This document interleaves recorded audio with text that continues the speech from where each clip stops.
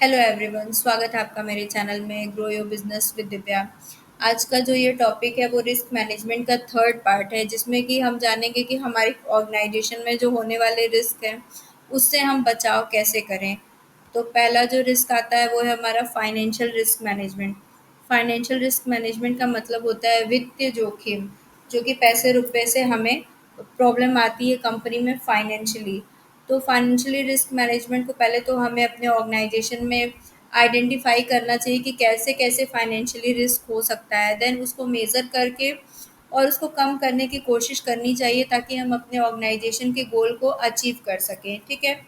Second आता है आपका ऑपरेशनल रिस्क मैनेजमेंट।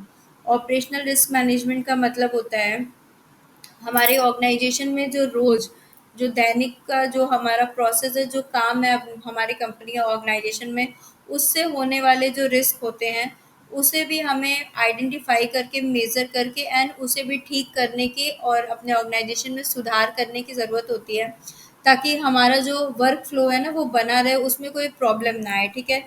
उसमें आपका एम्प्लॉइज़ से भी गलती होती है, कुछ हमारे प्रोसेस में भी मिस्टेक रहती है एंड हमारा सिस्टम भी कभी-कभी फेल हो जाता है और इसमें कुछ एनवायरमेंटल रिस्क का भी इशू आता है। देन थर्ड पे चलते हैं हम, स्ट्रैटेजिक रिस्क मैनेजमेंट। इसका मतलब होता है रणनीति बनाना। तो हम हमें अपने ऑर्गेनाइजेशन के गोल को समझ के उसके बाद से ही कोई रणनीति बनानी चाहिए, कोई स्ट्रेटजी बनानी चाहिए हमारे ऑर्गेनाइजेशन को गोल को अचीव करने के लिए। फर्स्टली तो हमें मार्केट में जो हमारे कंपटीटर हैं, जो कंपनीज़ हैं, बाकी और सारे जो ऑर्गेनाइजेशन हैं, उन्हें हमें मॉनिटरिंग करनी चाहिए, उन पे निगरानी रखनी चाहिए। देखना चाहिए कि वो कैसे काम कर रहे हैं और उनके पास कौन-सी टेक्नोलॉजी है। मार्केट के बारे में नॉलेज रख के ही हमें अपने ऑर्गेनाइजेशन के लिए स्ट्रेटजी बनानी चाहिए, ताकि हम अपने गोल को अचीव भी करें और हमारी स्ट्रेटजी फेल भी ना हो। देन आपका फोर्थ आता है रेपुटेशन रिस्क मैनेजमेंट।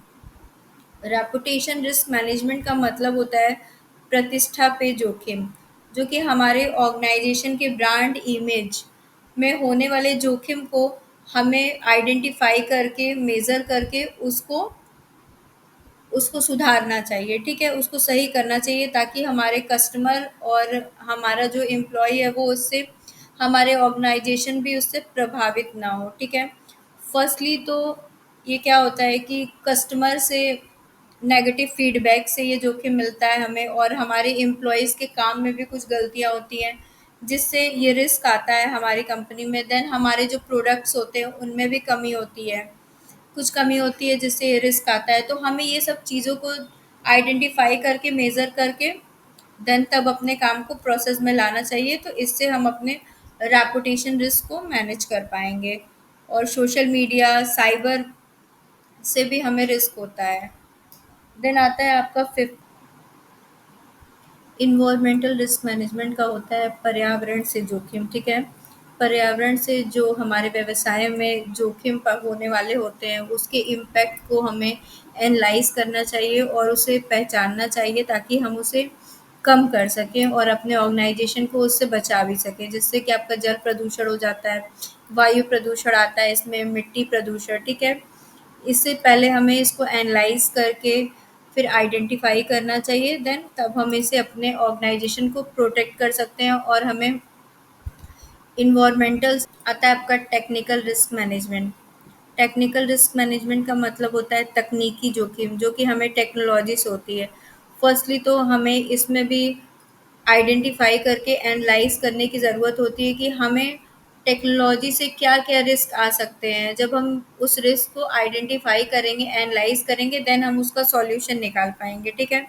उसे हमें पहचानना होगा। इसमें आपका हैकिंग आ जाता है, डेटा फॉल्ट आता है, सॉफ्टवेयर हार्डवेयर फेलियर हो जाता है, नेटवर्क से और इंटरनेट से भी इशू आते हैं। ठीक है? तो हमें अपनी जो अपडेट टेक्नोलॉजी है उन्हें हमेशा मॉनिटरिंग करनी चाहिए प्रोसेस पे। ठीक है। तभी हम अपने ऑर्गेनाइजेशन को टेक्निकल रिस्क से बचा पाएंगे। फिर आता है आपका political risk management. Political risk management का मतलब होता है राजनैतिक जोखिम प्रबंधन। जो कि गवर्नमेंट पॉलिसी चेंज होने पे, उसके जो रूल रेगुलेशन होते हैं चेंज होने पे, उससे हमारे ऑर्गेनाइजेशन पे अफेक्ट पड़ता है। तो हमें हमेशा गवर्नमेंट का जो भी पॉलिसीज़ वगैरह है, रेगुलेशन, रूल्स है, उसमें हमेशा मॉनिटरिंग करनी चाहिए, ताकि हम उसके चेंज के लिए पहले से तैयार रहें, ठीक है? उसके इम्पैक्ट को भी हमें समझना चाहिए कि क्या इम्पैक्ट पड़ सकता है, ठीक है? राजनैतिक जोखिम को पहचानना चाहिए, देन उसका मूल्यांकन करके उसके बाद से हम उसको उससे निपटने की तैयारी कर सकते हैं, ठीक है? इसमें क्या होता है कि गवर्नमेंट की पॉलिसीज़ चेंज होती हैं, रूल और रेगुलेशन जब चेंज होता है, तभी हमारे बिज़नेस को हार्म पहुँचता है।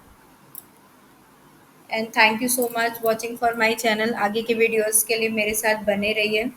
मेरे चैनल को लाइक और सब्सक्राइब करना मत भूलिएगा।